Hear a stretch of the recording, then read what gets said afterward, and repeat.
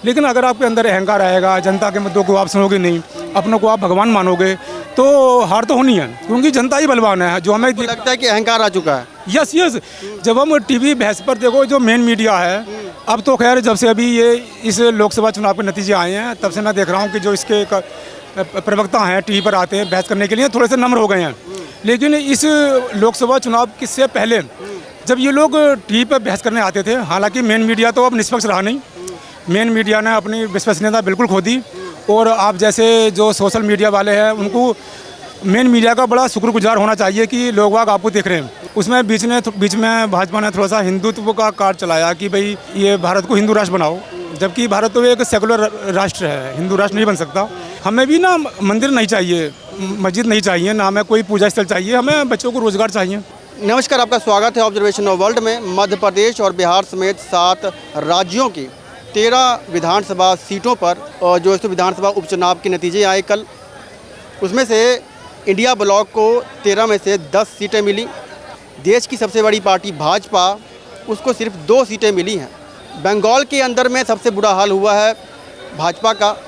वहीं पर हिमाचल प्रदेश के अंदर में भी 3 निर्दलीयों को भाजपा ने अपनी पार्टी में लिया था, जो कि पहले उनके पास वो 3 सीटें थी, उनमें से सिर्फ एक निर्दलीय के पास सीट आई। सबसे बड़ी बात, उत्तराखंड के बद्रीनाथ से भाजपा हार गई है। पहले अयोध्या हारी, उसके बाद बद्रीनाथ हारे। सर नमस्कार जी। नमस्कार जी। क्या कहना चाहेंगे, कल 13 सीटों के जो उपचुनाव के नतीजे आए हैं, क्या कहना चाहेंगे आप? जैसा कि अब दिखाई दे रहा है कि धीरे धीरे अब भाजपा की सीटें घट रही हैं, और ये उपचुनाव बताते हैं कि भाई जहाँ भी भाजपा पहले प्रचंड बहुमत में थी, धीरे धीरे संख्या घट रही है। हालांकि जैसे कि आपने कहा बद्रीनाथ में भी भाजपा आ रही है, तो जैसा मुझे याद है शायद पहले भी बद्रीनाथ की सीट कांग्रेस के पास थी, है ना, तो वो कांग्रेस के पास ही बरकरार रही है। लेकिन जो बाकी सीट पे जहाँ पर पहले भाजपा थी और अब भाजपा नहीं आई है, यह भाजपा के लिए चिंता का विषय है। और भाजपा को अपनी नीति और जो इनके नियम नीति के बारे में थोड़ा सा सोचना पड़ेगा, विचार करना पड़ेगा, क्योंकि अब लग रहा है शायद जनता बदलाव के मूड में है। शायद आप आम आदमी हैं, आपको क्या लगता है कि कमी कहाँ रह रही है? कमी, सबसे बड़ी जो कमी हमें लगती है वो रोज़गार में है। महंगाई तो खैर समय के हिसाब से है, जैसे सब्जियां भी महंगी हो रही हैं, तो अभी इस समय महंगी होती हैं, इसमें कोई वैसी बात नहीं है। 1 महीने बाद सब्जियां फिर मंदी हो जाएंगी। लेकिन रोज़गारी का भी सवाल है, अभी बेरोज़गारी इस समय चरम सीमा पर है, तो रोज़गार के बारे में भाजपा को ज़रूर सोचना चाहिए। देश की सबसे बड़ी पार्टी सिर्फ 2 सीटों पर सिमट कर रह जाती है। बंगाल के अंदर में 4 सीटों पर चुनाव हुए, 1 सीट पहले टीएमसी के पास थी, 3 सीटें भाजपा के पास थी। चारों के चारों सीटों पर चारों खाने चित कर दिया टीएमसी ने। बंगाल में तो टीएमसी पहले से ही काबिज है, अब भी ममता बनर्जी हैं, उनको वहाँ पर रुतबा है, और बंगाल में भी भाजपा को मेहनत करनी पड़ेगी, क्योंकि जो लोकसभा चुनाव हुए वहाँ भी स्थिति अच्छी नहीं थी भाजपा की, टीएमसी ही बाजी मार गई। और विधानसभा सवाल ये उठता है कि अपनी सीटें बचा नहीं पाई भाजपा। वहाँ पर पहले 3 सीटें उनके पास थी, वहाँ पर ऑलरेडी सिर्फ 1 सीट पर जो है सो टीएमसी के पास थी। वहाँ पर 4 सीटें हैं, मतलब ऐसे हारे भी इस तरीके से नहीं है कि 2000, 4000 वोटों के मार्जिन से हारे हों। वहाँ पर लगभग 33,000 वोटों के अंतराल से हारे हैं वो लोग। किसी पर 33,000 है, किसी पर 50,000 है, किसी पर 60,000 है।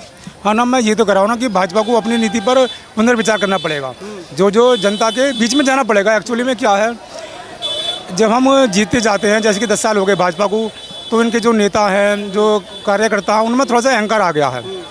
तो अहंकार नहीं आना चाहिए, क्योंकि विनम्रता होनी चाहिए। जैसे कि अभी आपने देखा, पहले अभी मैं न्यूज़ में देखता रहता हूँ कि जब राहुल गांधी का जब बंगला खाली कराया गया था, तो स्मृति ईरानी ने शायद कुछ कह दिया था कि भाई ये सरकारी बंगला है, और अब खुद स्मृति ईरानी को बंगला खाली करना पड़ा। तो ये तो समय की बात है, वक्त बड़ा बलवान है। आज सत्ता में कोई है, कल को कोई है, लेकिन अगर सत्ता में रहते हुए आपके अंदर विनम्रता अभी है, और आप आम जनता के मुद्दों को सुनते हैं, विनम्र भाव से सुनते हैं, और आप में अहंकार नहीं आता है, तो आपकी जीतना निश्चित है। लेकिन अगर आपके अंदर अहंकार आएगा, जनता के मुद्दों को आप सुनोगे नहीं, अपनों को आप भगवान मानोगे, तो हार तो होनी है, क्योंकि जनता ही बलवान है। जो हमें लगता है कि अहंकार आ चुका है। यस यस, जब हम टीवी बहस पर देखो, जो मेन मीडिया है, अब तो खैर जब से अभी ये इस लोकसभा चुनाव के नतीजे आए हैं, तब से मैं देख रहा हूँ कि जो इसके प्रवक्ता हैं टीवी पर आते हैं बहस करने के लिए, थोड़े से नम्र हो गए हैं। लेकिन इस लोकसभा चुनाव से पहले जब ये लोग टीवी पर बहस करने आते थे, हालांकि मेन मीडिया तो अब निष्पक्ष रहा नहीं, मेन मीडिया ने अपनी विश्वसनीयता बिल्कुल खो दी।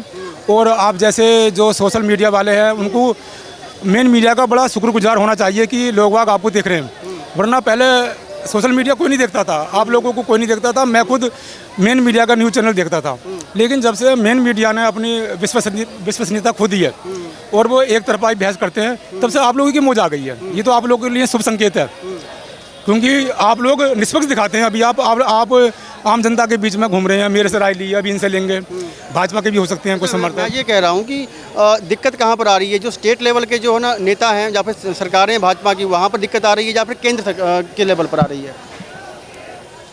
नहीं, मतलब कुछ काम ऐसे हैं जिससे कि जनता शायद खुश नहीं है। जैसे कि मैंने कहा, रोजगार का मोदी जी के नेतृत्व में जो चीज़ें हो रही हैं उससे नाखुश है जनता, या फिर जो स्टेट लेवल पर हो रहा है कुछ? मोदी जी से कोई भी जनता नाखुश नहीं है। मोदी जी जैसा काम कर रहे हैं और इनके जो नेता नितिन गडकरी हैं, मैं मेन रूप से अभी आपके चैनल के माध्यम से कहना चाहूँगा, नितिन गडकरी का जो मंत्रालय है वो बेमिसाल काम कर रहा है। पूरे भारत में आप कभी भी कहीं भी निकल जाइए, सड़कों पर बहुत अच्छा काम हुआ है। तो मोदी जी के काम से लोग वाग परेशान नहीं है, लेकिन जो ये छोटभैया नेता हैं जो काम नहीं कर रहे हैं, उनसे जनता शायद त्रस्त है। इसी वजह से ही वो भाजपा से विमुख हो रही है अभी, ऐसा लगता है। हमने बात की थी अयोध्या की, बद्रीनाथ की, वो हारना और हिंदुत्व की पॉलिटिक्स जो भाजपा करती आई है। देखो क्या है ना, हमें हिंदू मुस्लिम, जैसा कि ये भारत है, इसमें हिंदू मुस्लिम सिख ईसाई सब भाई भाई हैं और सब पहले से ही एक जैसा एक साथ मिलकर रह रहे हैं। मुस्लिम भाई भी रह रहे हैं, हिंदू भी रह रहे हैं। उसमें बीच में भाजपा ने थोड़ा सा हिंदुत्व का कार्ड चलाया कि भाई ये भारत को हिंदू राष्ट्र बनाओ, जबकि भारत तो एक सेकुलर राष्ट्र है, हिंदू राष्ट्र नहीं बन सकता। तो क्योंकि हमें भी ना मंदिर नहीं चाहिए, मस्जिद नहीं चाहिए, ना हमें कोई पूजा स्थल चाहिए, हमें बच्चों को रोज़गार चाहिए। अगर हमारे बच्चे रोज़गार उन्हें मिला हुआ है और अगर हम लोग घर में अपने माता पिता की सेवा कर रहे हैं, बड़ों का सम्मान कर रहे हैं, छोटों से प्यार कर रहे हैं, गरीबों के प्रति हमदर्दी जता रहे हैं, तो मंदिर मस्जिद जाने की हमें ज़रूरत नहीं है। कोई भगवान नहीं कहता कि मंदिर आओ मेरी पूजा करो, अपने माँ बाप को धक्का मार दो। माँ खाट में बीमार पड़ी है और हम जा रहे हैं वैष्णो देवी, किसी भी धर्म ग्रंथ में ऐसा लिखा हुआ नहीं है कि आप अपने माँ बापों को छोड़कर मेरे पास आओ। तो मंदिर मस्जिद हमें खाने को नहीं देते, माँ बापों की सेवा कर ली, वही मंदिर मस्जिद है। तो मंदिर मस्जिद की इसलिए मेन कारण आपने ये कहा कि अहंकार है, इसलिए ना जो हार रहे हैं लगातार। जी बिल्कुल, हमें भी ऐसा लगता है कि शायद अहंकार की वजह से है।